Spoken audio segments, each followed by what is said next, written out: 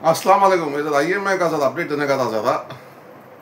और एक्चुअली है ना, इधर आदमी मुझे फ़ोन करे क्या सर ऐसा देखे ना वो एक यूट्यूब चैनल में है ना, ऐसा ईडी के प्रॉपर्टियाँ अभी रिलीज़ नहीं करे, अभी वो ईडी का केस चलने को है उनको।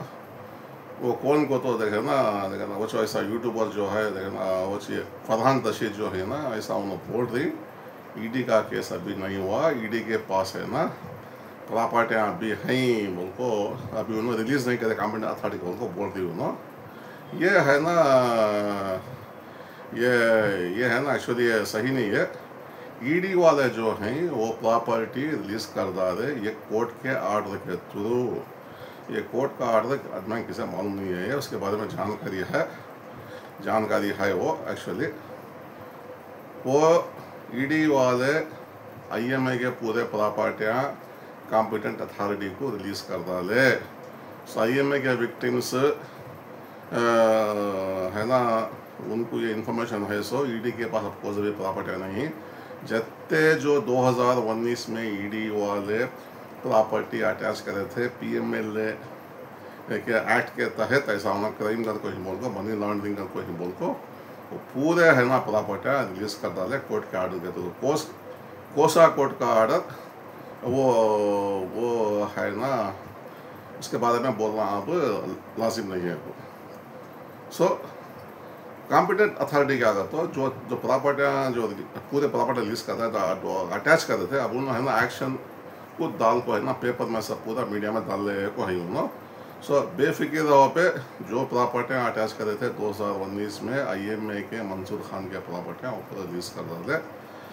सो मैसेज भी है ना ज़्यादा देखे ना, ये फरहान रशीद को भी है ना ज़रा मैसेज बोलता मैं, ये ईडी के कोर्ट में आईएमए का केस अब प्रॉपर्टी का केस नहीं है, खाली क्राइम केस चलने को है। सो क्राइम को तो जो न सज़ा करे, जो न क्राइम करेगी नहीं करेगी, अभी वो प्रूव होना है, अभी वो केस चलने को है, वो हिसाब से है ना पीएमएल एक्ट के तहत है ना उनको है ना सज़ा मिलती है। वो सब क्राइम केस के बारे में हमना क्या भी ज़रूरत नहीं है, वो गवर्नमेंट ऑफ इंडिया ईडी वाले हैं और जो एक्यूजर्स जो हैं उनके बारे में चलेगा। सो इतना होगा। आईएमए के विक्टिम्स ईडी में कोई सी भी प्रॉपर्टी थी, किसी भी डाउट रहा तो उन्होंने क्या करना है, तो ईडी के ऑफिस को जाको तुम लोग पूछ सकती हैं, शांति नगर में ऑफिस है, जाको इंक्वायरी करो तुम लोगों से भी। ईडी के पास कोई प्रॉपर्टियाँ नहीं, ईडी वाले पूरे प्रॉपर्टियाँ से भी है ना आईएमए कमेटी अथॉरिटी को दे डाले, एक्शन को है ना प्लान कर ले कोई पूरा पेपर में डाल ले कोई, इतना होगा। और एक क्या कहते है ना, ये और एक पार्टी बेंगलुरु में ही सो ना, उन्होंने क्या कहता ना अपेलेंट ट्रिब्यूनल कोर्ट बोल को एक दिल्ली में है एक्चुअली, वो 2020 को 2 में है ना मंसूर खान जो है ईडी के ऊपर केस डाल करता है एक्चुअली, वो डाल को ना फिर क्या कहता वो कोर्ट को अटेंड नहीं करे, उसके बाद से है ना वो केस डिसमिस हो गया। वो उसका स्क्रीनशॉट लेको, आर्डर का स्क्रीनशॉट लेको है ना एक्चुअली नंबर को ब्लॉक कर डाली ना, वो लोग व्हाट्सएप ग्रुप में क्या कहता आदमी क्या डाल दिया, तो ये ईडी कोर्ट आर्डर बोल को जानकारी नहीं रहे तो मेहरबानी कर को आदमी को कंफ्यूज करो ना को। अपेलेंट ट्रिब्यूनल कोर्ट ईडी का कोर्ट नहीं हो, वो अलग केस है। सो एक्चुअली यो जो तुम लोग दाल कोई ग्रुप में से भी वो ईडी के कोर्ट का आर्डर नहीं, वो अपेलेंट ट्रिब्यूनल कोर्ट का आर्डर है। सो वो मंसूर खालिद केस डाले थे, सो उसके ईडी के ऊपर वो डिसमिस हो गया केस के, तो 2 दिन भी अटेंड नहीं करेगा उनको। सो इतना इन्फॉर्मेशन देने का था। और एक क्या कहते कॉम्पिटेंट के प्रॉपर्टियाँ भी एक्शन को रेडी हैं अब, और इंजास के प्रॉपर्टियाँ भी एक्शन को रेडी हैं। इंजास के हर एक प्रॉपर्टी है ना एक्शन को पे मीडिया में सब पूरा को है अब।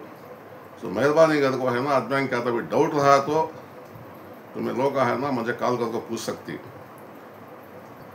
ईडी के पास आईएमए के प्रॉपर्टियाँ नहीं है, ईडी जो है उन्होंने प्रॉपर्टी सब पूरा रिलीज कर डाले कॉम्पिटेंट अथॉरिटी को कोर्ट के आर्डर के थ्रू।